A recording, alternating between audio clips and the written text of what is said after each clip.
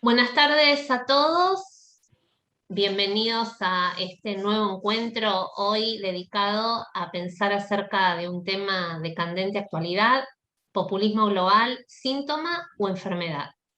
Quiero para eso darle la bienvenida y presentar al profesor Daniel Wagner, quien muy amablemente desde Jerusalén y desde la universidad misma aceptó nuestra invitación y va a trasnochar para compartir con nosotros su análisis y reflexiones. Muchísimas gracias, Daniel, por estar, por participar y por haber aceptado hacerlo en este horario. Daniel es profesor del Departamento de Relaciones Internacionales y el Foro Europeo de la Universidad Hebrea de Jerusalén.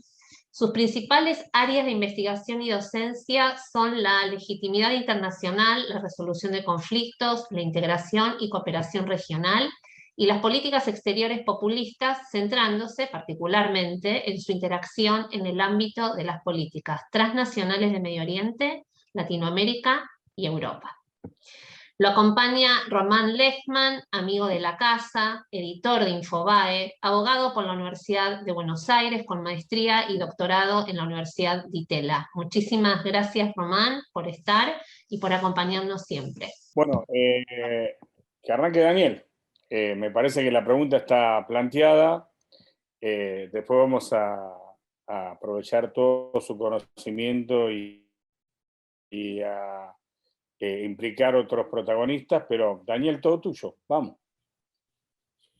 Bueno, ante todo, muchísimas gracias, Marisa, por la invitación, Héctor, en fin, todos los amigos, Javier, por supuesto, todos los amigos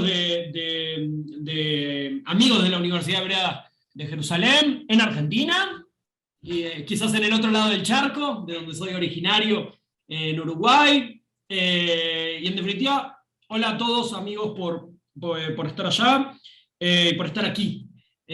Aquí estamos casi llegando a la medianoche en Jerusalén, y es un honor poder dedicar 1 hora y cuarto, 1 hora y 20, que es lo que esperamos de este evento con ustedes. Te agradezco, Román, también por la presentación, por las preguntas y por el diálogo que vamos a tener. Y la pregunta que me plantearon que podamos tratar es si populismo es un síntoma o una enfermedad. Y yo le agregué populismo global. Y ya vamos a intentar entender por qué, y le voy a dedicar unos 15 minutos, 20 minutos a poder un poco contar de cómo yo he tratado el tema, cómo lo he investigado, cuál es mi perspectiva, el tema que he tenido para aportar también en mis investigaciones.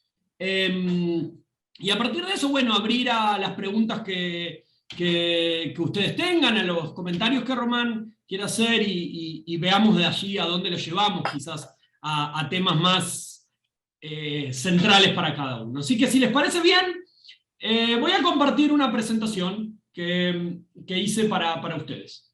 Y díganme cualquier cosa si no se ve bien o no se me escucha bien, o si hay algún problema técnico. ¿Sí? Bueno, empecemos por lo siguiente. Les propongo algunas fotos, algunas imágenes. Aprovechemos las bondades de este medio de comunicación llamado Zoom o webinar en este caso, para quizás ver imágenes. Y les quiero plantear una pregunta, a partir de todas estas imágenes que vamos a estar viendo. Y es, ¿qué tienen en común? ¿Qué tienen de característica?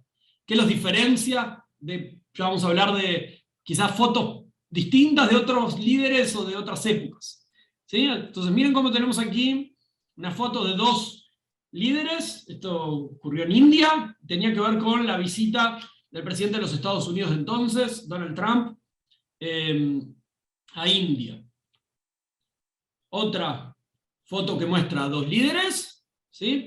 Rumbo hacia una campaña electoral. En ese caso se trataba de el hoy presidente de Brasil, Bolsonaro. Aquí tenemos una cantidad de líderes europeos, ¿sí? Líderes políticos europeos de distintos partidos, de Alemania, de Francia, de Italia, de Holanda, y de Luxemburgo, si no me equivoco. Y por aquí tenemos también, si antes vimos líderes de partidos, digamos, de derecha, Aquí tenemos líderes tanto de América Latina como de Europa. ¿Sí? Arriba vemos a la izquierda de Venezuela de entonces, de Ecuador de entonces, de Bolivia de entonces, y no tan de entonces. Y tenemos después abajo y al costado de España, Francia, Grecia, etc. Entonces la pregunta es, ¿qué los caracteriza? ¿Qué los diferencia? Ante todo, empezamos por el punto 1. Los caracteriza el hecho de que los solemos llamar populistas. ¿Por qué populistas? ¿Qué es populismo? Bueno, lo vamos a dejar por un poco más para adelante. Yo tampoco voy a intentar no molestar demasiado. La idea no es hacer de esto una clase, sino más bien un diálogo, así que vamos a verlo un poquito más adelante. Pero entonces, por lo pronto, los llamamos populistas.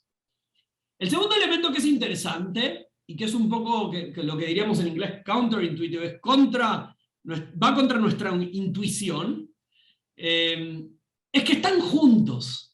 Es que usan el área internacional, o salen afuera, yo le voy a decir, se escapan hacia afuera y se unen. Y esto es algo un poco contraintuitivo. ¿Qué solemos pensar de los populistas? Que son nacionalistas, que son, incluso hay quienes dirían hasta aislacionistas, que lo que le interesan es su pueblo. Entonces, ¿por qué necesitan salir al exterior? Le podríamos sumar algo. Hay de derecha, hay de izquierda. Hay de la oposición y hay cuando están en el gobierno. Hay con distintos rangos a nivel ideológico. Y hay un elemento quizás que para mí es el más importante de todos estos que vimos. Todas las fotos que vieron están vinculadas con alguna necesidad electoral. Quiere decir, se venía algún tipo de campaña política rumbo a elecciones. Y esto lo hace todavía más contraintuitivo. ¿Por qué la necesidad de salir al exterior? ¿En qué necesidad de hablarle a audiencias internacionales o desde el exterior hablarles a audiencias locales? ¿Qué gana un populista saliendo al exterior? ¿Qué gana un populista moviéndose en el escenario internacional? Entonces les dejo plantear algunas preguntas que voy a retomar un poco más para adelante, una vez que me vincule un poco a esta pregunta de si populismo es síntoma o enfermedad. ¿Sí? Ya van a ver hacia dónde lo quiero llevar.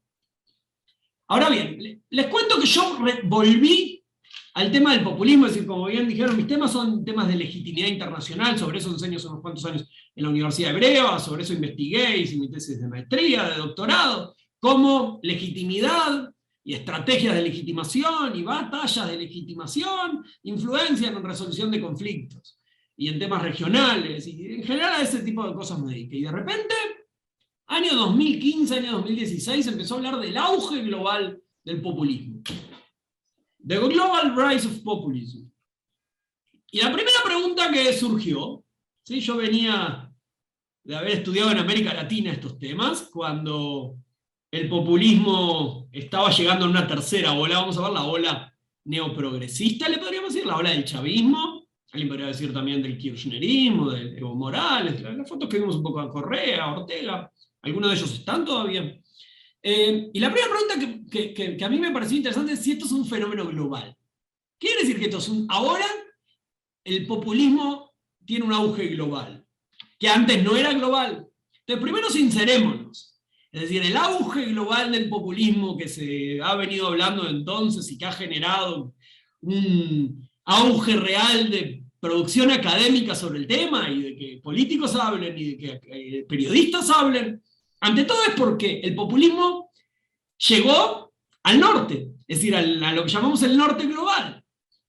El populismo era un fenómeno que, ahora en América Latina, que es nuevo, hay un auge, por lo menos podemos hablar de los años 30, 40, 50, de ese fenómeno, que fue muy fuerte estudiado en América Latina desde los años 60, 70, 80. ¿Qué quiere decir que entonces ahora hay un auge global? En verdad, el sur, y entre ellos América Latina, exportó el populismo al norte. Si quieren, la política internacional se latinoamericanizó. Y esto es algo muy interesante.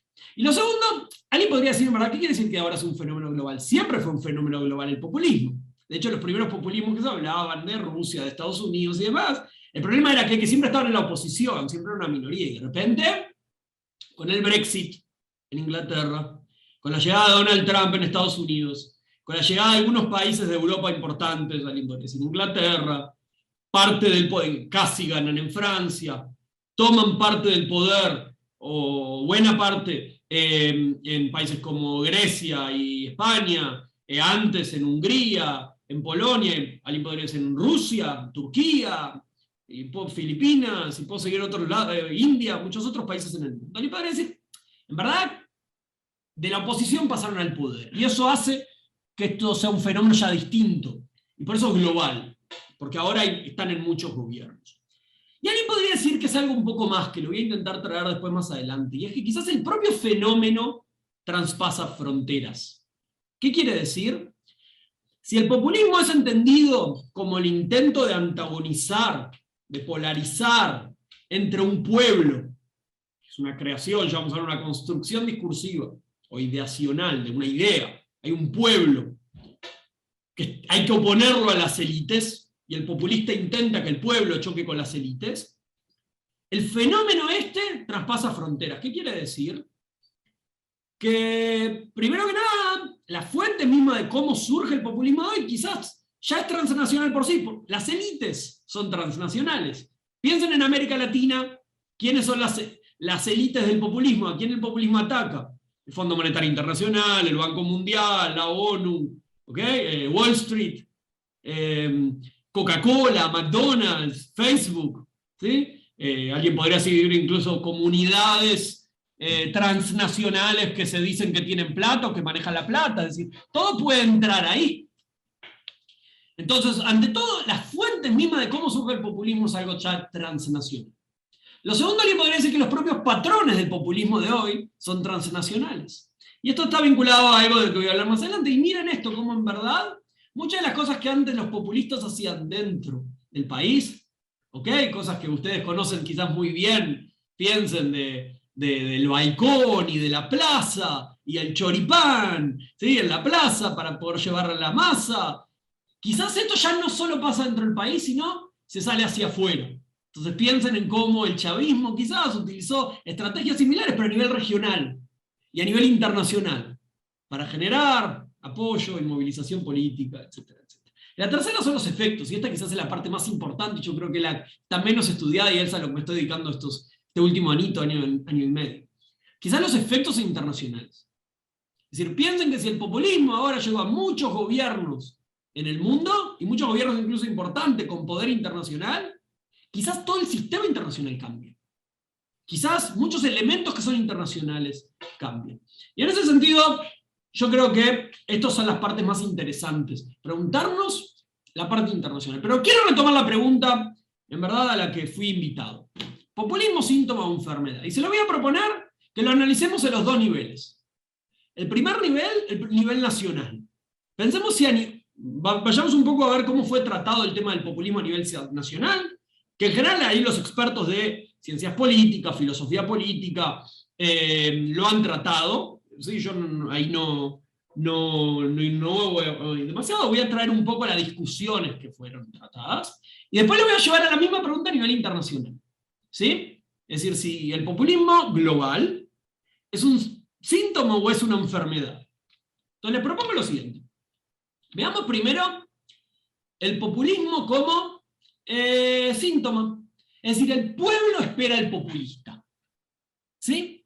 Es el pueblo, lo que nosotros llamamos, que tiene populist attitudes, que tiene actitudes populistas, le está pasando cosas a ese pueblo, y el pueblo en verdad está esperando que alguien lo saque de este asunto, dentro del país. Es decir, el fenómeno es un fenómeno de abajo arriba, lo que nosotros llamamos bottom-up. ¿Sí? El pueblo está esperando que llegue un populista. Y así es entendido el fenómeno. Uno, quizás por una crisis de representación democrática. La persona, el ciudadano, no siente que sus representantes verdaderamente los representan. Sienten que ¿qué? Sienten que los políticos, en términos despectivos, son corruptos. Pienso, si yo les preguntase qué es para ustedes un político, y ustedes me dijesen, bueno, alguien que roba, alguien que no es transparente, alguien que no me representa, alguien que representa sus intereses ajenos al mío. Es alguien no puro, impuro. La segunda, una crisis económica laboral. ¿Sí? El pueblo está esperando al populista porque hay crisis. Y piensen que en verdad, nosotros esto lo sabemos bien, ¿sí? ¿sí? Esto yo todavía estaba en América Latina en la época de la crisis del 2001 y todo lo que vino después. Evidentemente, después de crisis, ¿sí? Y ni que hablar cuando tiene que ver que la gente pierde el trabajo, entonces se necesita el Mesías que venga a ayudar y a sacar de esta situación. Y esto ha pasado en general en buena parte del mundo, que son las crisis económicas o crisis laborales, o en definitiva crisis profundas, que llevan a buscar la salida en alguien que mirar para arriba y que venga el Salvador. Y una tercera que no es menor, que ha sido investigado muy lindo en los últimos años, es una crisis identitaria. Esto en Europa se lo vio mucho con el tema de las emigraciones, ¿sí? Mucho inmigrante que llegó desde países árabes a raíz de lo que pasó en Siria, desde África, desde hace años, y que en Europa se lo toma como una crisis identitaria, ¿sí? Con religión distinta, con etnias distintas, con culturas distintas, por las razones que sean, el pueblo empieza a tomar y decir, hey, me están robando el país, hey, me están sacando de lo que eran nuestras tradiciones, y entonces esperamos que venga alguien que cambie la política como es. Entonces, todas estas explicaciones son explicaciones que tratan el populismo entonces como un síntoma nacional. Al país, o a la sociedad más bien, le están pasando cosas, y el populismo es un fenómeno que muestra cómo vienen líderes políticos y dan una respuesta que los partidos tradicionales no están, o los líderes de los partidos tradicionales no están logrando traer. Veamos la segunda opción, que es el populismo como enfermedad. Es decir, como un movimiento que viene de arriba abajo. Es el líder populista, por sus características específicas, el que logra crear al pueblo, el que logra construir o reconstruir a ese pueblo. En ese sentido, bueno, hay argentinos que han teorizado sobre esto, entre ellos Ernesto Laclau, quizás de los más importantes, que han hablado del pueblo como una articulación discursiva que es moldeable, algo que se le dice el catch-all. Todo puede entrar dentro del pueblo. Y así como todo puede entrar, todo puede salir. Yo manejo qué es parte del pueblo, de acuerdo a donde yo lo quiera llevar. En cierta medida el populismo en ese sentido es una estrategia política, una estrategia discursiva, una estrategia, le decimos performativa, un estilo político, pero yo manejo como yo lo quiero llevar, y por atrás, y esto es algo que yo planteo, en verdad, es una especie de macroestrategia de legitimación que es polarizadora. Todo este asunto de la creación de un pueblo versus sus élites, el objetivo final que tiene es legitimizar el proceso de acumulación del poder de los líderes políticos. Entonces piensen, un poco para bajar esta teoría a los casos que ustedes conocen, ¿sí? Digamos, el peronismo en la Argentina de los años 40, 50, 60, ¿sí? Un peronismo clásico, le llama el populismo clásico, le llamamos el peronismo de los años 90, ¿sí? El menemismo, ¿sí? Neopopulismo se lo llamó, o el populismo después del kirchnerismo, ¿sí? Neoprogresismo. El objetivo que hay por detrás de enfrentar al pueblo versus a los élites es legitimarse a quien hace esa estrategia, ¿sí? En su proceso de que acumula poder, es decir, todo político quiere poder, es la base de ser político, y esto lo ayuda a generar poder, ¿sí? Logro que mi base política choque, mis audiencias a las que yo quiero llevar, se sientan que chocan con unas élites que son los responsables de nuestras crisis, y por ende necesito a este líder político que me venga a salvar.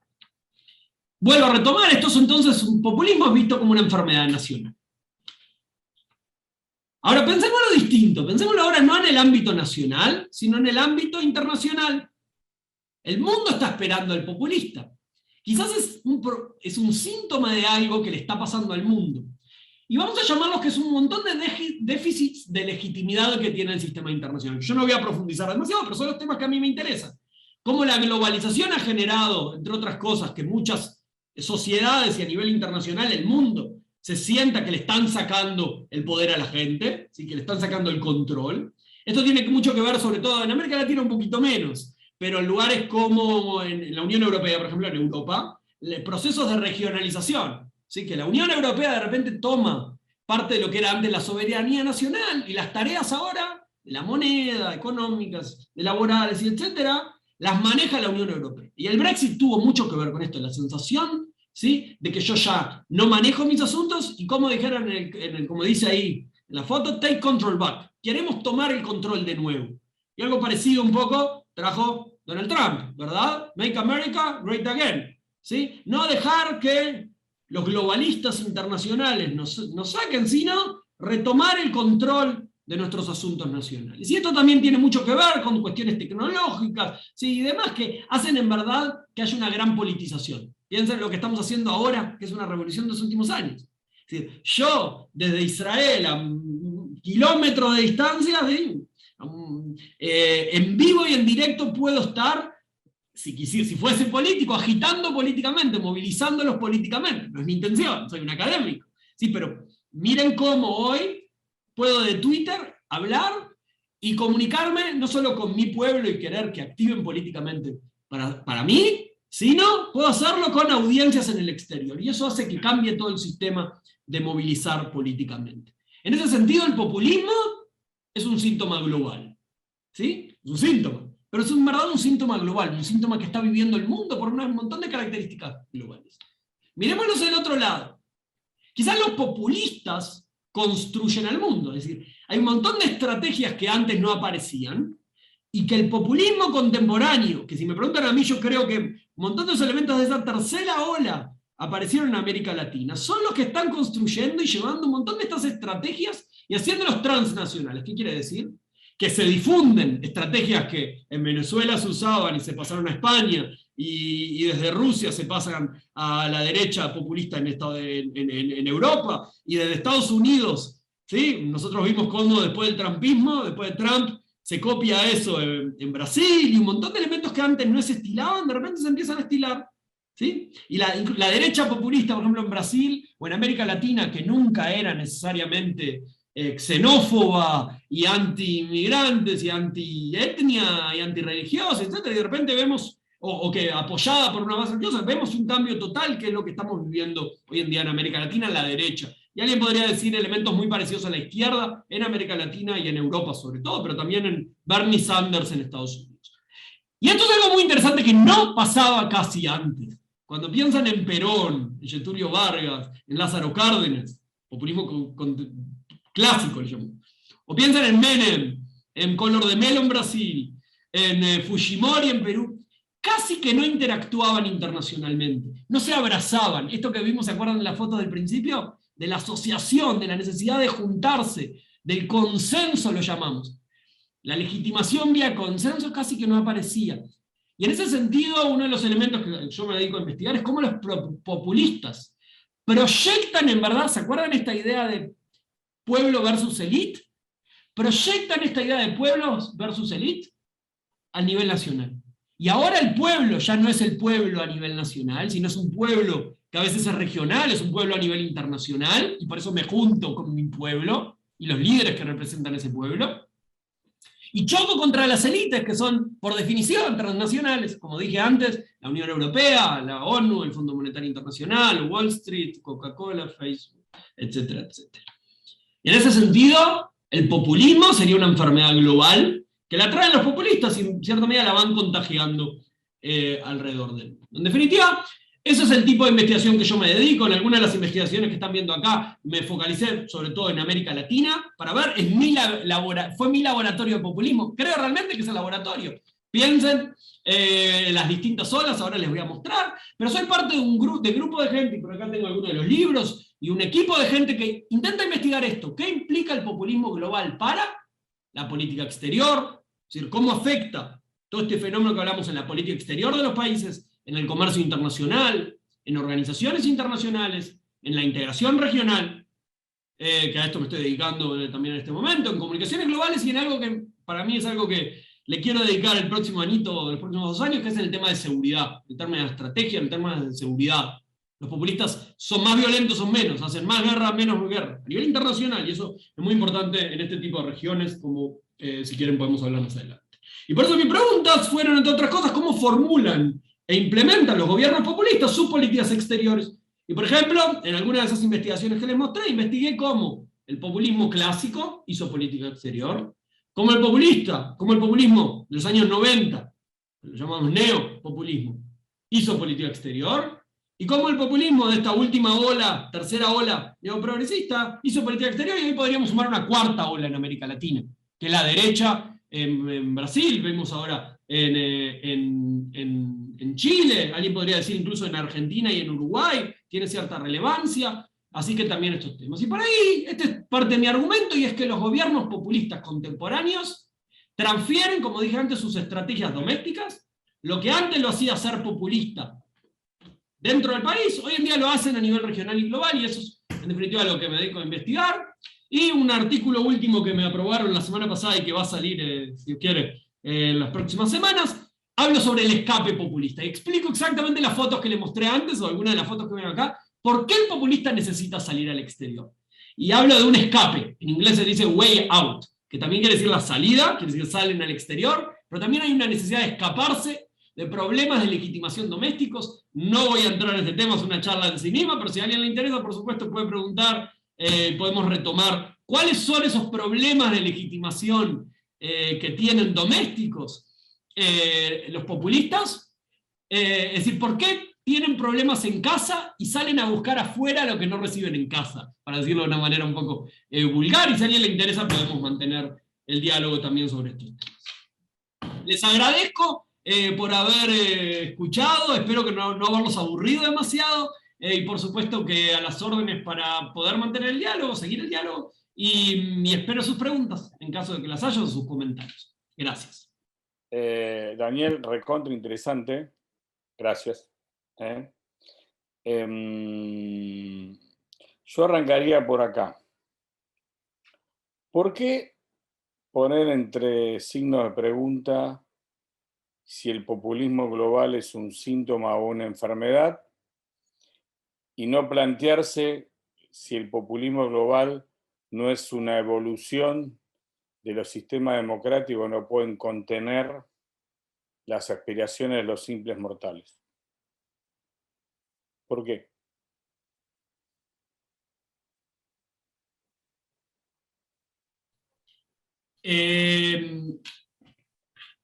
Quizás explayate un poco cuáles son los problemas de los simples mortales que hay en una democracia. Tener una vivienda digna, que no se roben la guita del presupuesto, llegar a fin de mes, poder irse de vacaciones.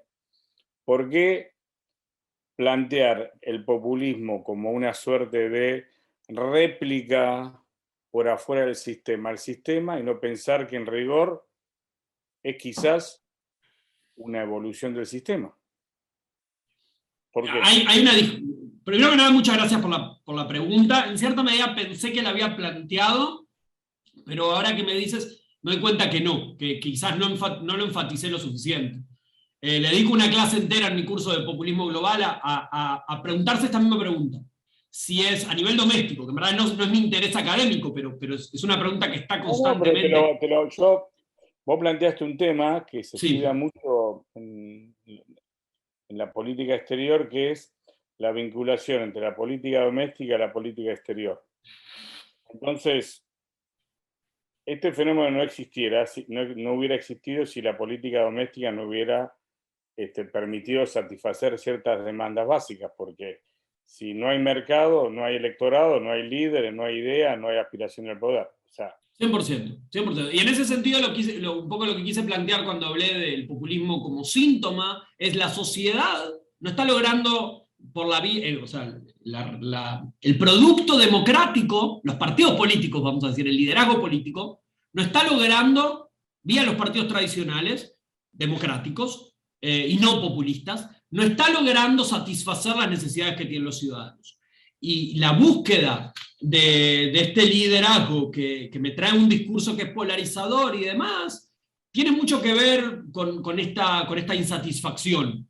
Como puse antes, tanto de representación política, no creo en ellos, o de una necesidad económica por una crisis, o de una necesidad identitaria. No me representan porque siento que están, por ahí se hablan mucho en Europa, tan corruptos, son impuros en el sentido que apoyan a los inmigrantes que nos quieren cambiar nuestra sociedad. Que no es en América Latina la base del populismo. La base del populismo en América Latina, sobre todo los primeros dos temas. El tema económico y la sensación de la crisis de representación. Hay quien podría decir, el populismo en verdad va a aparecer en todos los países. la pregunta es cuánta fuerza electoral va a tener el populismo, e incluso si llega a ser parte del gobierno, en países, sobre todo en países que no son presidencialistas como América Latina. Es decir, que cuando ganás, ganás todo, es todo o nada casi. Sino, sobre todo en los parlamentarismos, y entonces por las coaliciones pasan a integrar parte del gobierno.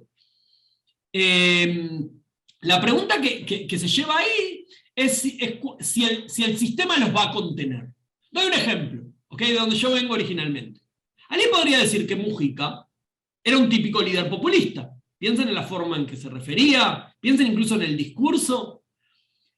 Pero alguien podría decir que el sistema democrático uruguayo fue lo suficientemente fuerte como para que incluso si un líder político que hubiese sido candidato a que lo llamemos populista, incluso lo podemos llamar a él como líder populista, el sistema político lo contuvo. Cuando digo lo contuvo, logró mantenerlo dentro del sistema democrático. Pero y en ese sentido, y déjame, Román, un segundito nomás aclarar a qué me refiero con democracia, y por eso te pregunté qué quieres decir con las necesidades. Es decir, el populista es democrático. En general, ¿cómo llega el populista al poder?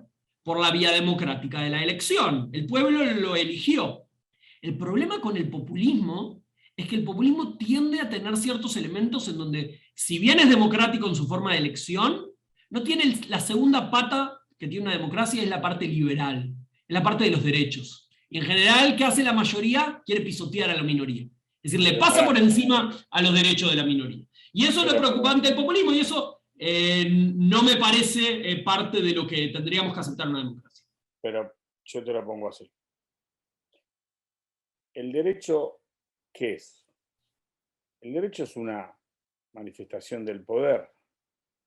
El derecho es: yo te voy a poner un impuesto al té, y entonces, como yo no quiero el impuesto al té, te tiro el té por afuera de la borda del Mayflower, ¿no? Y después vino la revolución de 1776. ¿Esos tipos estaban equivocados o no? No. ¿El derecho qué es? Yo quiero representación parlamentaria. Acabo de escuchar a un tipo cerca de la Bastilla llamado Danton que me dice: loco, podemos terminar con la monarquía. ¿Estaba equivocado Danton, Montesquieu? ¿Estaba equivocado? No estaba equivocado. Perfecto. Entonces, ¿por qué hay que pensar que aquellos que reclaman un derecho cuestionando al poder que está en ese momento a cargo de las instituciones no pueden ser tomados como democráticos y sí señalados como populistas? ¿Por qué? Okay. Y está buenísimo lo que planteas, Román, porque ¿cuál es el problema de investigar sobre temas de populismo? Que hay una gran diferencia entre cómo nosotros vemos al populismo como categoría de análisis político y cómo se lo trabaja en el día a día en la sociedad o en el periodismo, incluso los propios políticos. Que el populismo es sinónimo de ¿qué? De demagogo. Es sinónimo, incluso es algo visto como peyorativo, ¿verdad? Es algo malo. ¿Pero quién dijo que el populismo es algo malo, vos dirías? El populismo para mí es el populismo, no para mí. El populismo es una categoría de análisis político. Nosotros discutimos sobre qué es exacto esa categoría. No voy a entrar ahora en la discusión teórica o conceptual porque no es. Pero nadie dijo que ser populista es necesariamente malo. Ahora, vos decís algo distinto, Román. Vos estás preguntando el ser revolucionario. Y en ese sentido, déjame llevártelo a quienes fueron los primeros que investigaron en Argentina populismo. Gino Germani, Ditela y otros tantos. Atacaron al populismo por no ser suficientemente revolucionario. Es decir, ellos eran en general socialistas y veían al populismo, en particular a Perón, como alguien que tenía ciertos elementos, alguien por ahí pregunta, ciertos elementos, alguien podría decir fascistas, del corporativismo fascista y demás, y por otro lado tenía un discurso en el que apelaba a una base política socialista, pero no era ni lo uno ni lo otro. Y por eso inventaron esta categoría de análisis político, como para atacarlo por no ser suficientemente revolucionario. Entonces, nadie está diciendo que todo populista es revolucionario. El populismo muchas veces se va a decir... Tengo un amigo que ahora publicó hace unos días, Ángelos Crisógelos, un artículo que llamó Perro que ladra y no muerde, hablando del populismo en Grecia. ¿Quién dijo de que realmente son revolucionarios? Alguien podría decir son falsos revolucionarios. No, Dicen que van siquiera, a dar vuelta a los problemas y van a solucionar siquiera, todos los problemas de la no, democracia y en no verdad... no te lo pongo en términos si son revolucionarios o no, porque la revolución es otra cosa, ¿entendés? Es otra cosa. Pueden ser una versión decadente de las ideas de Gramsci, donde podés cambiar el sistema dentro del sistema, pero jamás pensaría que esos tipos son revolucionarios. Un revolucionario no es un chorro, ¿entendés? Y nosotros tuvimos muchos populistas que fueron chorros, acá en la Argentina, por ejemplo. Pero tengo dos preguntas a los oyentes, de los que nos están mirando en realidad. Román, ¿me permitís antes de la pregunta? Porque Sí, Marina Rigner tiene, que no es una pregunta, es un comentario, y yo justo quería comentar algo sobre esto. dale. Marina dice que el populismo es siempre una involución, no una evolución. Que los populistas, lejos de solucionar los problemas de la democracia, los incrementan. Hay un teórico del populismo, de los que investigó a Menem en los años 90, más, que se llama Kurt Weiland. Él está en Estados Unidos, pero es oriundo de Alemania, y una vez en Barcelona, hablando con él del tema, él me dijo una frase que es muy parecida a lo que dice Marina, y dijo algo así: las cosas están mal, es decir, hay problemas, pero los populistas las hacen peor. Me lo dijo en inglés, ¿ok? Y creo que es algo muy parecido a lo que dijo Marina, y yo concuerdo con eso. Juegan el juego de la democracia, plantean que quieren solucionar los problemas, pero la tendencia es que no solo no los solucionan, sino que los empeoran. Ahora voy a leer tres preguntas, pero te voy a hacer una mini réplica desde lo empírico, no de lo teórico. Alfonsín fue el padre de la democracia. Mañana acá, hace 38 años, todos nos abrazábamos llorando porque se acababan los Ford Falcon caminando por la avenida de Corrientes. Pero Alfonsín no pudo resolver dos temas básicos de la democracia. La primera, la situación económica, y la segunda, las Fuerzas Armadas como factor de poder. Y Alfonsín fue democrático. ¿Sabe quién resolvió eso? ¿Puedes estar a favor o en contra? ¿Sabe quién lo resolvió? Carlos Menem. Entonces, a mí no me gustó lo que hizo Menem, que fue indultar a los militares, y no me gustó que se plegara al consenso de Washington para lograr el plan de convertibilidad. Pero ¿sabés quién es el único presidente de Argentina que tiene 10 años y 6 meses en el poder elegido de manera democrática? Carlos Menem. Entonces, mi planteo es, si nosotros, como parte del sistema, no logramos entender qué quiere la sociedad, y encima estigmatizás aquellas representaciones de poder que buscan otra salida, lo que vas a hacer es convertir en el huevo a la serpiente. ¿Entendés? No en un epifenómeno que va a pasar. Ese es mi planteo. Por eso yo sé y entiendo que hizo Menem, Chávez, Maduro, Mujica, Fujimori, todos esos, sé lo que hicieron, y es más, los cubrí y los conocí. Mi problema es que ahora yo tengo en la Argentina un tipo llamado Milei, que vive puteando a la gente, y es la tercera fuerza en la capital federal. ¿Entendés? La tercera fuerza. A eso me refiero. Pero yo bueno, entiendo, Román, pero no entiendo, solo para consultarte, no entiendo si vos hablaste de estigmatizar.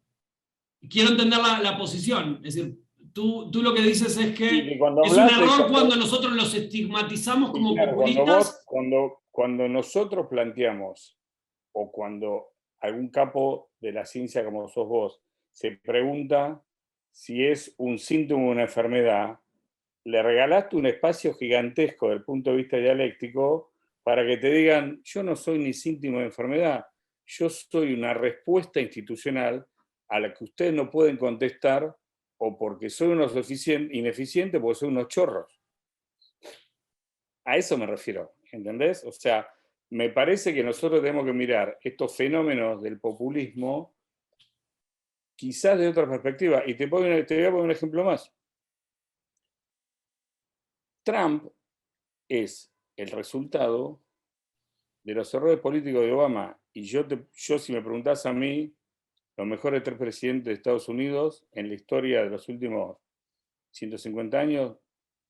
Primero Kennedy, después Roosevelt, después Obama. O sea que sé lo que hizo y más o menos supe lo que quiso hacer en la administración. Pero Trump no es un epifenómeno. Trump es el 45% de los votos de Estados Unidos. A eso me refiero, ese es mi punto. Pero vamos a ver qué dicen los que están mirando. ¿Existe alguna articulación y cooperación global de los líderes populistas para ser elegidos en países específicos del mundo? Me encantó, esta me encantó. Esta es parte de tu laburo. ¿Qué decís vos? Claro, y que hay una discusión, vamos a llevarlo al siguiente, para ser prácticos. El chavismo es quizás el mejor ejemplo de cómo llevó algo que en general, que es lo que se llama el clientelismo político y el corporativismo, la relación patrón-cliente. Es decir, el populismo siempre pagó para tener apoyo. ¿Sí? Es el choripán al que me referiría antes, el ómnibus para que vaya al barrio y los planes sociales, siempre lo hizo, pero siempre lo hizo dentro del país. ¿Sí? Piensen, ya sea, como me trajiste de los casos de la izquierda populista en Argentina, la derecha populista en Argentina, siempre pagaron para tener sus bases de movilización política y de activismo. Siempre pasó. Lo interesante del chavismo es que estuvo dispuesto a poner su plata, la plata de Venezuela, para hacer eso a nivel regional. Es decir, los petrodólares, llevarlos a nivel regional e incluso mundial, pagarle, entre otras cosas se dice a Podemos, es decir, pagar en España, es decir, ir muy lejos de Venezuela, que no tiene ningún beneficio a priori, no tendría ningún beneficio electoral dentro de tu país. Es decir, ¿qué ganó el chavismo? Y cuando digo el chavismo madurismo, es decir, hasta hoy podríamos decir, bajó un poco porque bajó los petrodólares, pero ¿qué ganaron con esta relación de patrón-clientes a nivel regional? Y es una de las cosas que investigué. De hecho, entré al tema o volví, como decía Carlos Gardel, uruguayo, argentino, no sabemos, pero decía, siempre se vuelve al primer amor. Y el populismo para mí, en cierta manera, fue un primer amor que tuve cuando todavía estaba en América Latina, que lo había dejado porque aquí nadie investigaba populismo. Y volver al populismo fue, entre otras cosas, volver a ver cómo en América Latina, un montón de las cosas que pasaban en América Latina, y cuando el mundo se estaba preguntando, bueno, ¿y a dónde va a ir ahora el populismo? Y decían, el populismo en Europa es nacionalista, no se va a unir. Y éramos de los que decíamos en aquel entonces, esperen, no solo se va a unir, ¿y cómo va a actuar frente a la Unión Europea? No necesariamente va a actuar y va a querer destruir a la Unión Europea. Como dijiste bien, Román, quizás se va a integrar y lo va a intentar destruir o cambiar desde adentro. Quizás va a generar una alternativa, como intentaron hacer en Hungría y en Polonia, de unirse y chocar contra eso, como hizo en su momento Chávez con el ALBA, y después con UNASUR y el CELAC, y el Petrosur y Petrocaribe, y etcétera, etcétera. Y como estamos viendo en otros lugares del mundo, entre ellos también con la ayuda de Rusia. Quiere decir que sí, la respuesta es lo que estamos viendo, articulaciones regionales, articulaciones globales. Miren Bolsonaro con Trump, con Putin, la necesidad de unirse, de generar cooperación internacional, de generar marcos. Ojo, cuando hablamos de cooperación no necesariamente institucionalizarlos. Se lo llamó por ahí a la carta. Quiere decir, más que nada para la foto. Salir en la foto y establecer algo. Daniel, a partir de ahí estás planteando la posibilidad de cooperación de países que uno puede connotar como populistas. ¿Será porque ellos entienden que la internacionalización de sus esquemas pueden permitirle multiplicar su poder geopolítico? ¿O hay un repliegue de la democracia liberal y como el poder aborrece el vacío, ellos ocupan? Exacto. Gambe gam, decimos en hebreo, es también y también. Y a eso voy cuando yo digo que es el escape de los problemas de legitimación internos. Y si puedo quizás describirlos en lo más rápido que pueda. Sí, adelante. Primero, es una especie de necesidad psicológica que tiene el populismo, y cuando digo el populismo no es solo el líder populista, sino es el pueblo que lo lleva, es de que el mundo diga que vos sos el pueblo y tenés razón. Piensa en lo siguiente, el populista no dice yo soy representante del pueblo o de parte del pueblo. El populista es antipluralista, es parte del problema. Él dice yo soy el pueblo. Itgalmut se dice en hebreo. ¿Okay? Es decir, el populista viene y dice yo soy todo el pueblo. Y por ende no puede haber alguien que diga que él es el pueblo. Que venga el mundo y se reúna conmigo es una forma de self-assurance, de reafirmarme psicológicamente casi, a mí y a mi gente, que nosotros somos el pueblo. ¿Vieron que nosotros somos el pueblo? También ellos dicen que somos el pueblo. Y de hecho, somos todos los pueblos que somos underdog, somos los perseguidos por los globalistas internacionales, por esas élites internacionales que están contra nosotros. Nos unimos y esto muestra que el pueblo está contra ellos. Hay un segundo elemento, y que tiene que ver con lo que planteaste algo, Román, es el populista en general, sobre todo cuanto más está en el poder, piensen en el Erdogan en Turquía, en Putin en Rusia, en el chavismo en Venezuela, y puedo seguir, cuanto más está en el poder, empieza a entrar en un problema grande, que, ¿se acuerdan que decimos que era democrático? Pero empieza a perder cada vez más el tema liberal. Y tiene un problema, el populista, ¿qué no es? Román, que vos lo mencionabas cuando hablabas de las dictaduras. El populista no es totalitarismo lo que decimos. Es decir, no llega a ser un autoritarismo en donde el autoritarismo no tiene un problema de legitimación, es decir, en el peor de los casos, ¿qué hace? Usa la fuerza. El populismo tiene un problema en usar la fuerza. Y en general es criticado por el mundo. Entonces le dan guerra desde el mundo. Piensen cómo se atacó a Chávez, piensen cómo se atacó a Kirchner, piensen cómo se atacó a Fujimori incluso en los años 90. Piensen cómo se ataca a Putin, se ataca al propio Trump. En general el mundo le batalla a nivel de legitimidad, intenta delegitimizar a ese populista. Como vos dijiste, lo intenta estigmatizar, lo intenta llamarlo que es algo, no puede jugar. Y por ende, ¿por qué necesita aliarse a nivel internacional? Porque me están dando batalla a nivel internacional. Y esto es una cuestión muy práctica. Y quiero dar una tercera, y no es menor, y yo creo que es de las más interesantes. Y es una paradoja del populismo. El populismo al mismo tiempo dice, somos underdog, somos víctimas, somos pobres, es decir, somos pobrecitos, nos atacan, hay que hacer la revolución, entre otras cosas, porque somos a quienes nos persiguen. En general se usan teorías de conspiración, ¿verdad? Se inventan cosas muchas veces para mantener esta sensación constante del perseguido. Hay algo muy mesiánico en ese sentido, hay algo muy, si quieren, de ese espíritu religioso de devoción. Pero por el otro lado, el populista tiene que ser winner, tiene que ser fuerte. Piensen en Trump, el deal maker, el que hace los mejores acuerdos, el que solo él lo entiende. Piensen en Putin, las fotos de Putin mostrándose fuerte, ¿sí? el que gana a nivel internacional. Y dado que a nivel local, sobre todo después de muchos años, ¿cuánto más podés justificar que hay que hacer la revolución a nivel local? Ya estás en el poder, hacé la revolución, ¿sí? Entonces necesitas salir al exterior para eternizar esa revolución. El exterior te permite decir, la revolución, como decía ya, la revolución no terminó, la revolución recién empezó, todavía hay que ganar la Wall Street, todavía hay que ganar al Banco Mundial, todavía hay que ganar, y por eso necesito salir al exterior para mostrar que al mismo tiempo seguimos siendo perseguidos y al mismo tiempo seguimos siendo exitosos. Eso es un poco mi explicación de por qué es que salen al exterior. Okay. Buenísimo. Mario Stecher dice, parecería que muchos asocian populismo con gobiernos que llegan al poder como outsiders de la política. Bueno, les devuelvo la pregunta. Les devuelvo la pregunta. En el caso, veamos en Argentina. ¿Sí? Yo en general prefiero no tocar, ustedes saben más de política argentina quizás que yo, pero piensen en Perón. Perón sí era un outsider. Alguien que venía del ala militar. No. Perón no era un outsider. Pero no era militar. Ah, bueno, uno podría decir que los militares no eran outsiders a nivel político. No. Perón no fue outsider. Perón participó de la Revolución del 43. Perón fue vicepresidente, fue secretario, fue presidente, fue teniente general. Outsider no fue. Pero de un golpe. No llegó, o sea, es decir, fue parte de una revolución. No es que llegó al poder siendo parte de, digamos, de un partido ya existente y que los negros no se votaban. candidateó. ¿Cómo? También, los negros no votaban. Los cabecita sucia no votaban. Votaba la oligarquía. Bueno, yo me imagino que lo decís en términos con comillas. Un poco la clase media. Las mujeres no votaban. O sea, el primer voto fue en el 16, subió la clase media. Los que laburaban de 5 de la mañana a 9 de la noche en la fábrica no votaban. Bueno, fue parte de lo que se habló que fueron los éxitos del populismo. Pero quiero volver al tema. Quizá la parte más importante.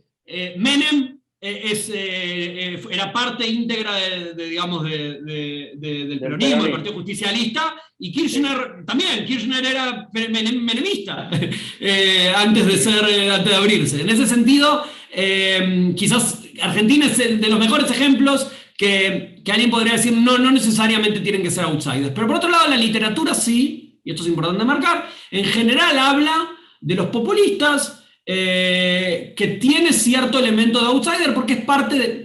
En general, ¿qué dice el populista para criticar a la élite nacional?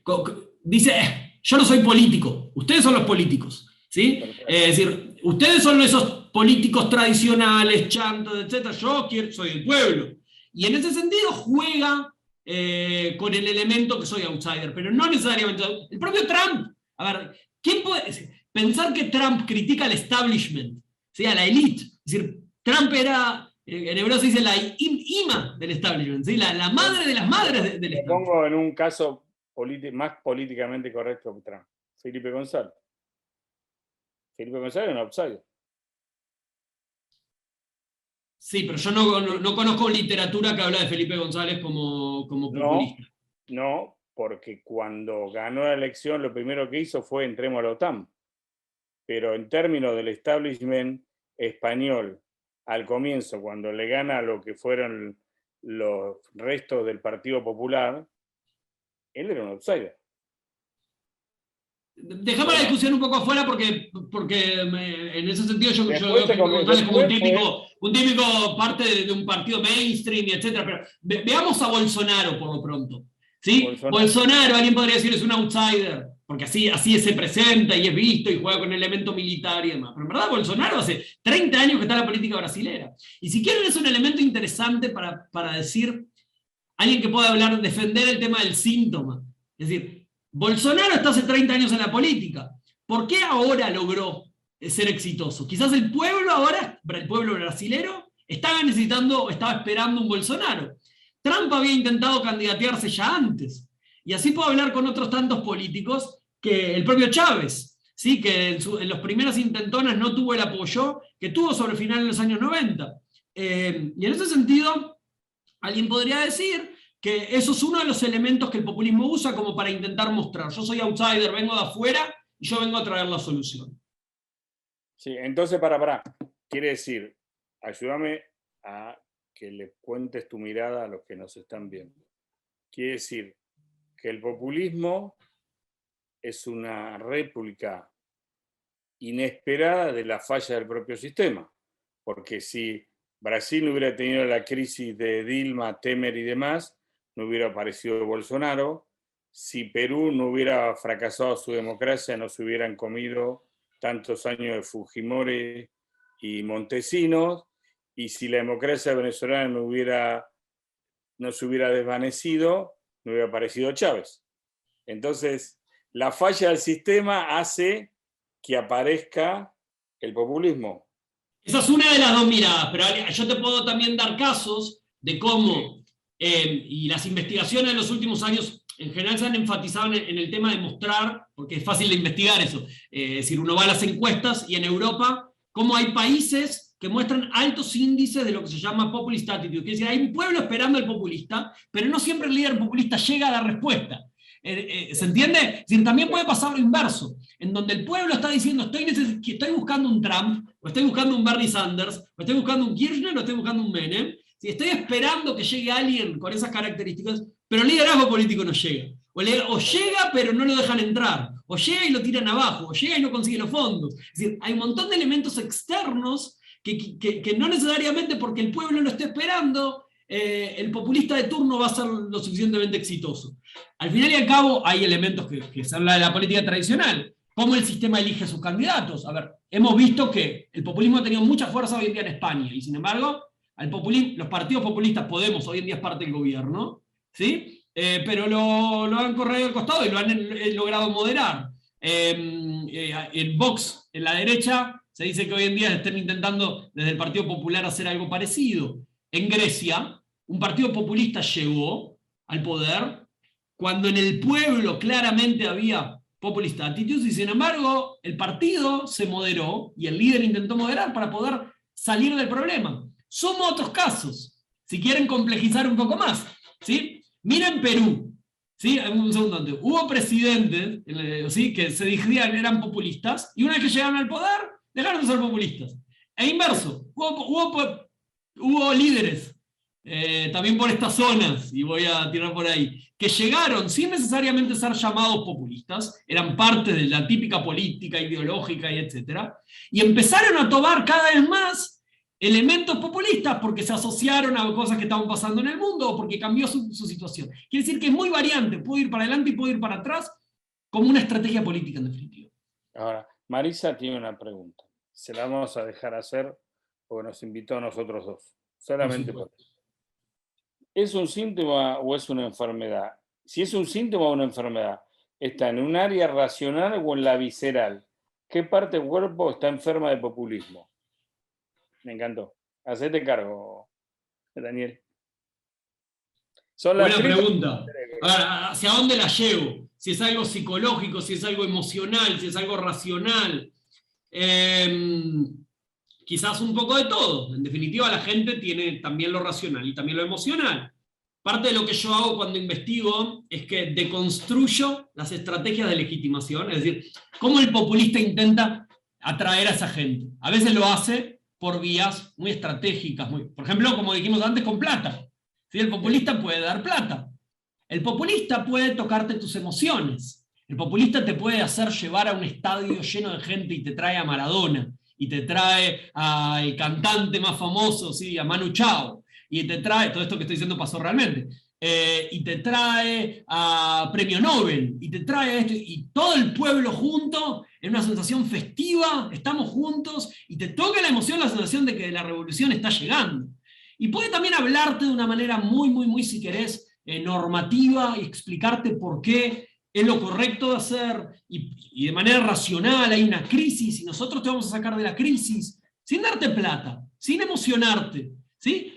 Simplemente diciéndote, él es el culpable de tu crisis. ¿Sí? Es muy fácil, muchas veces la respuesta que da el populista es muy fácil. Generar las políticas, no la política. El político llega al poder vía política. Pero supuestamente, ¿qué tiene que devolverle el populista? Lo que un poco vos traías al principio, Román, el sueldo, la plata, la casa. ¿Sí? El populista tiene que devolver políticas. ¿Sí? Es la diferencia en inglés que dice entre policies, entre politics y policies. Y muchas veces después el populista, cuando dice y promete que va a devolver policies, ¿qué promete? Policies que son rápidas. ¿Sí? Vamos a atacar a esos que son responsables de tu crisis, y nosotros vamos a dar una solución rápida. Y ese es parte del problema del populismo, que no va a poder siempre dar una solución rápida. En general, las políticas llevan tiempo. Tengo una pregunta con anécdota incluida.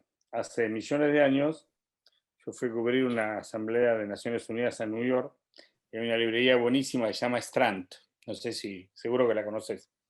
Buenísima la librería, es por el Washington Square, Broadway al 200. La mejor librería de eso que te gustan a vos, de Nueva York. Bueno, estoy ahí, estaba por asumir Trump, y entra Bibi a la librería. Yo tenía un libro... Benjamin Netanyahu, en el caso de que alguno no conozca. Entra Netanyahu, yo tenía un libro de Trump que lo cuestionaba a Trump tremendo, y él me dice, por favor, bajá el libro. Hablamos, pero bajá el libro, que no se vea que estoy hablando vos con el libro. Al otro día, en la tapa del New York Times, le estaba dando la mano a Trump con una sonrisa divina en New York. Acá viene la pregunta. Pregunta Laura. ¿Vive puede ser considerado un populista? Estoy dudando hace 2 años, quiero decir, porque me lo han pedido y me han dicho, ¿por qué? A ver, venís de Israel, representado de la Universidad Hebrea, ¿por qué no escribís del tema? Sí, bienvenido sea, dale. No, estoy dudando hace 2 años porque tengo un artículo que está, ¿cómo se dice? Esbozado, ¿sí? El draft, esbozado, y todavía, el gran asunto es que tengo mis dudas. ¿De qué? ¿De que vuelva al poder? Y mis dudas, si quieren, se las comparto, ¿ok? No tengo problemas, es parte de las bondades que tenemos en la democracia israelí, incluso la libertad académica. Hablo con estas cosas, por supuesto, con los alumnos, y por supuesto intentando analizarlo como un caso de estudio, sin decir si está bien, está mal. Y la pregunta es si Benjamin Netanyahu fuese un populista, ¿qué tipo de populista fuese y qué lo diferencia de antes? Porque alguien podría decir, primero que nada, que en el Likud mismo, históricamente, es decir, Begin ya se decía que tenía elementos populistas. Entonces alguien podría decir, no es que Netanyahu es populista, el propio partido fue siempre populista, es como decir, el peronismo fue siempre populista, y por ende todo el que venga de liderazgo, y es parte de la pregunta se la devuelvo, Alberto Fernández, si es o no. Hoy en general no se habla de Alberto Fernández como populista, pero está dentro de un partido que históricamente se lo consideró populista. Entonces ahí ya viene una pregunta. Segundo, se habló poco en general de Netanyahu en su primer gobierno en los 90, y ni que hablar últimamente, no se hablaba necesariamente como un populista. Muchas veces se hablaba de si es un ideólogo de derecha, más de derecha, menos de derecha, pero en general Netanyahu era visto como parte íntegra de la élite política. El padre de Netanyahu, secretario de Jabotinsky, ¿sí? Netanyahu mismo, una persona de Rejavia, que sería, ¿sí?, de Jerusalén, de la parte aristócrata, ¿sí?, de Jerusalén. Y en ese sentido, y parte íntegra del partido, quiere decir que no necesariamente, como ustedes dirían, un outsider o una persona que es lo que a veces conocemos con el populismo. Y sin embargo, en los últimos años, a partir del año 2014-2015, cada vez se ha hablado más del tema. Tiene que ver con la retórica de él, del partido, de gente dentro del partido, tiene que ver con los ataques a las élites, tiene que ver con este abrazo internacional. Y hay quienes podrían decir, si Netanyahu fuese un populista, si es un populista real o es un populista estratégico. A propósito, se ha investigado que hay populistas que cuando leen sus discursos, que en general les preparan los discursos a sus asistentes políticos, son más populistas, es decir, tienen un discurso más populista que cuando hablan espontáneamente. Y esto se ha probado sobre el propio Trump. Lo cual quiere decir que quizás el discurso populista es algo mucho más estratégico, quiere decir que yo lo uso cuando quiero y cuando no, pero no necesariamente representa, que no siendo. Para mí es una incógnita, ¿sí?, que espero profundizarla más adelante, quiere decir necesito investigarla más. Creo que es uno de esos típicos casos en donde a veces sí y a veces no. Miren el corona, quizás tomemos un ejemplo ahora con el COVID, ¿sí?, porque muchos han hablado del COVID populismo, como una crisis, en este caso no económica, pero también económica, sí, ante todo de salud, fue utilizada por los políticos para legitimarse en el poder o para fortalecer su poder.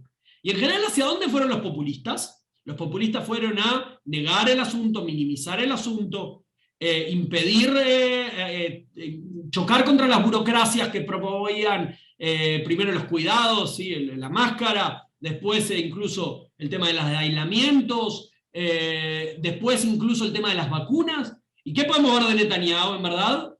El efecto contrario. Y en ese sentido, alguien podría decir confianza en la ciencia, en las instituciones, en los profesionales, en la burocracia. Y en ese sentido alguien podría decir que quizás no, que en el momento en que lo necesitó quizás no. Y por otro lado, el discurso muchas veces lo alimentó. Y a esto quiero sumar quizás con el último asunto, si alguien dijese que en Israel, quizás Netanyahu o el Likud, tiene elementos de populismo, creo que también podría encontrar ciertos elementos de populismo en otros partidos y sobre todo en otras áreas de la sociedad, y quizás quiero sumar un punto más. Creo que Israel es un país que tiene la tendencia a las populist attitudes, es decir, el pueblo está esperando mucho más al populismo, de lo que a veces el liderazgo le trae. Es decir, si pensamos, cierro nomás con esta idea, si pensamos en cómo el pueblo israelí vive en crisis constantes, y tiene choques, ya está polarizado de por sí, entre izquierda y derecha, entre Ashkenazim y Sefaradim, entre judíos y no judíos, entre distintas poblaciones judías, entre ultraortodoxos y seculares. Es decir, el caldo de cultivo está creado para que venga el líder populista que diga, ¿soy yo o son ustedes? ¿Es la élite o es el pueblo? Es decir, que de por sí, esta es parte de mi miedo y quizás lo más importante, mi miedo es que pueda venir un populista todavía con mucho más carga populista y lo pueda llevar al país a un elemento que todavía no ha pasado, gracias a Dios, y es elementos autoritarios y antidemocráticos. Tengo una última pregunta que sería así. ¿Un líder populista forma parte del sistema democrático?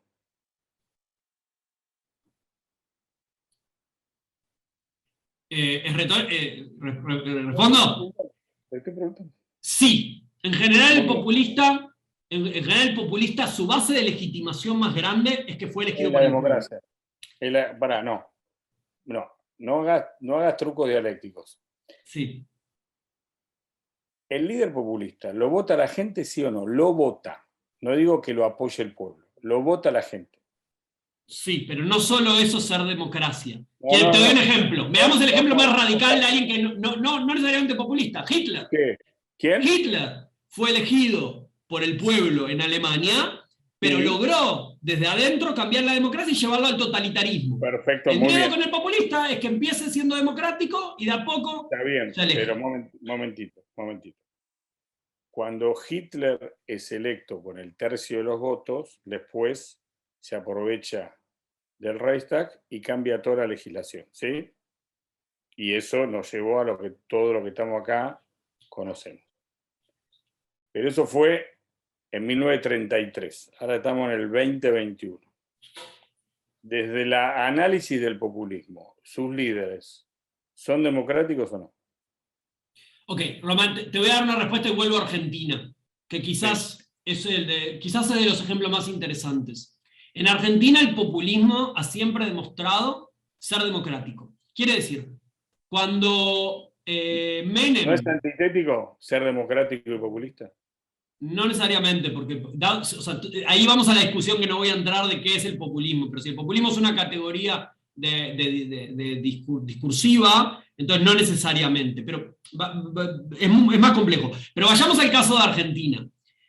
A ver, probablemente muchos de ustedes serán críticos de Cristina Kirchner o del kirchnerismo en general o a favor, pero si hay algo que nos podemos sacar el sombrero en el caso argentino, es que cuando el kirchnerismo perdió la elección, se fue. Alguien podría decir, no se fue 100%, es como Trump.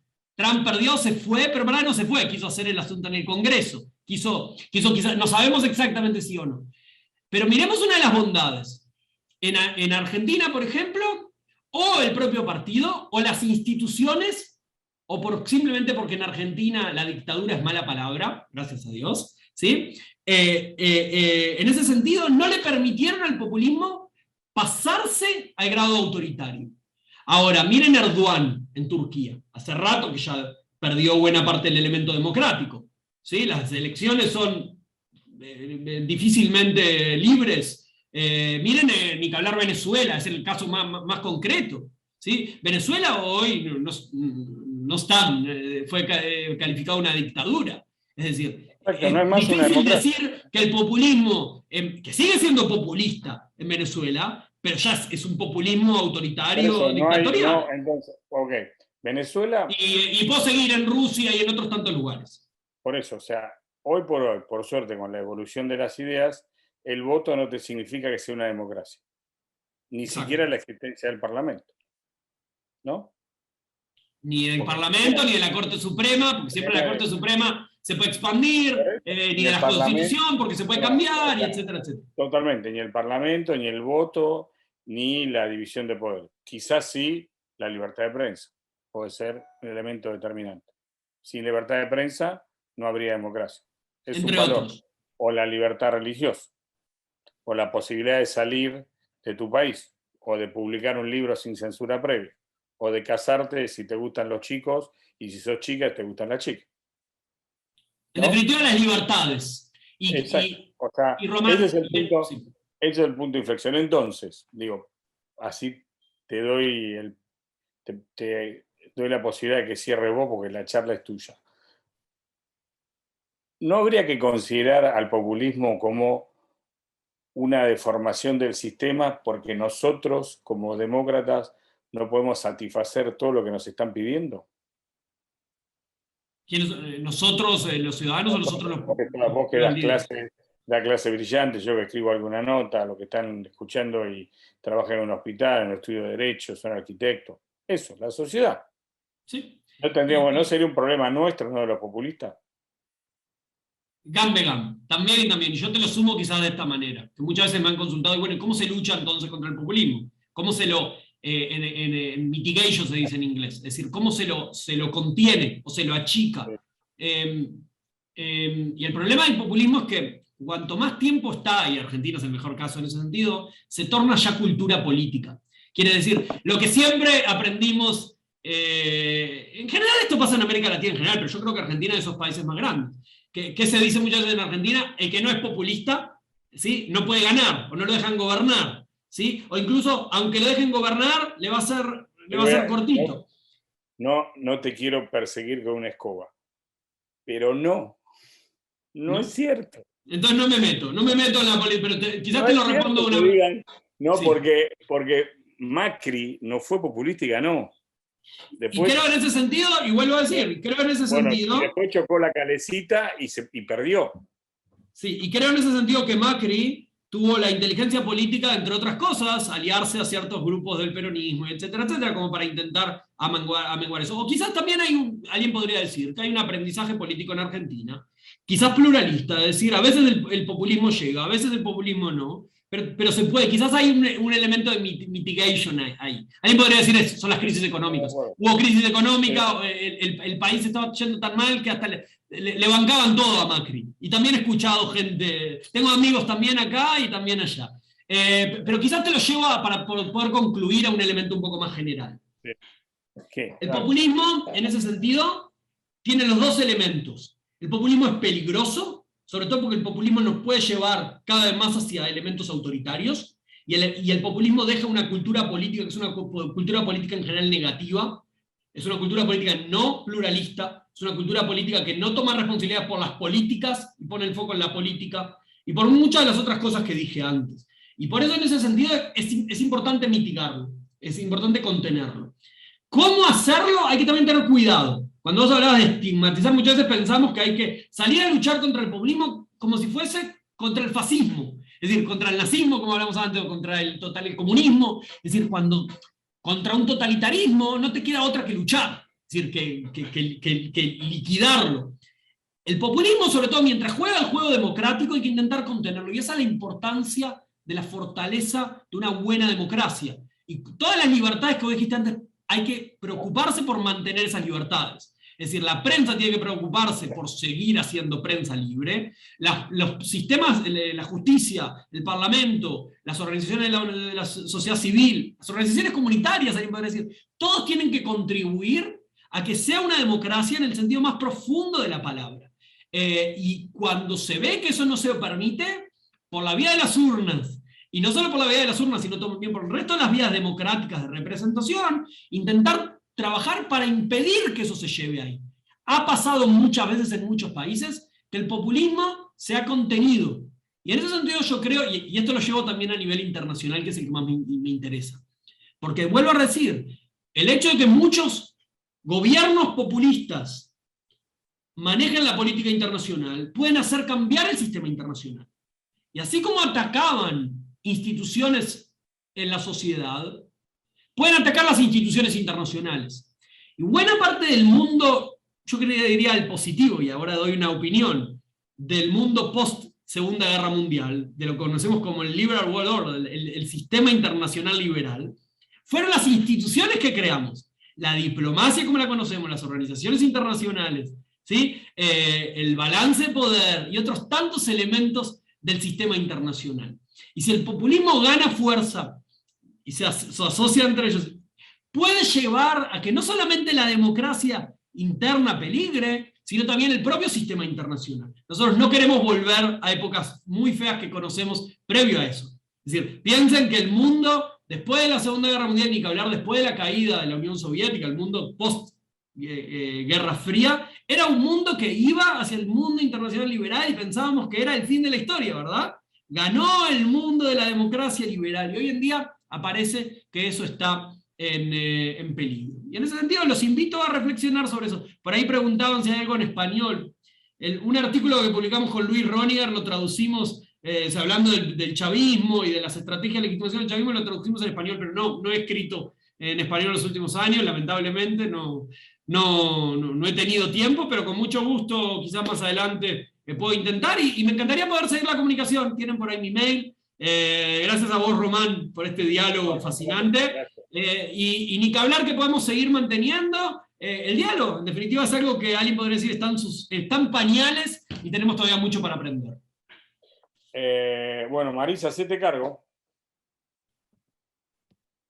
Bueno, agradecerles muchísimo, como decía Daniel, por la posibilidad de que podamos reflexionar sobre este tema, que realmente fue un intercambio riquísimo.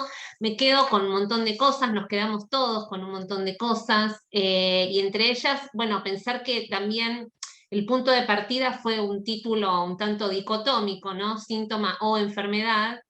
Y Daniel y Román trajeron dos palabras claves, a mi entender, en el proceso reflexivo, elaborativo y democrático, que es, por un lado, la noción de la dialéctica que traía Román, y por otro lado, una expresión idiomática típica israelí que dijo Dani varias veces, que es gam begam. Entonces, si es también y también, ya no es o, ya no es dicotómico. Y pareciera ser que un poco la invitación, también pensando que esta es la actividad que da broche al cierre de lo que fue el trabajo de todo el año. Algunos habrán visto en el video en el inicio que hicimos un poco el repaso de todo lo que fue las actividades del año. Entonces, tratar de pensar en esta posibilidad de que podamos construir un pensamiento entre todos en cualquier lugar del mundo, porque la misión, justamente parte de la Universidad Hebrea, es difundir la investigación y la academia para hacer un lugar más habitable, más sano, ¿no? Mejorar el mundo en todas las dimensiones y las instancias. Y en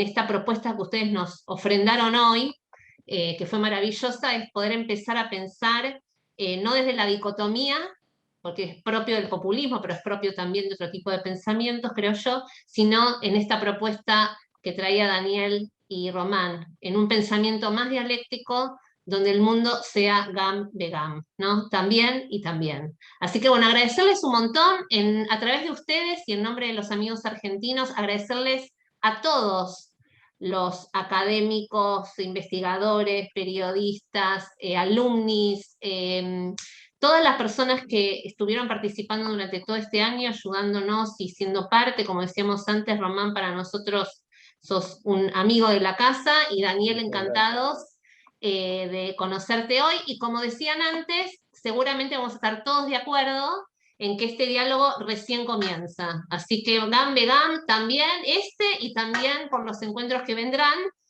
vamos a convocarlos para seguir pensando este hermoso debate. Muchísimas gracias, y gracias nuevamente a todos los que participaron. Comentarles que obviamente hay preguntas y comentarios que aparecieron y no pudimos dar cuenta de todos, pero este encuentro de hoy va a estar editado y subido a nuestra página. La página es www.uji.org.ar, así que van a poder disfrutar de este debate las veces que quieran. Pueden ingresar a la página y ahí va a estar. Y como decía antes Daniel, también poder hacerle llegar a Daniel las inquietudes que no fueron abordadas. Muchísimas gracias a todos y buenas noches.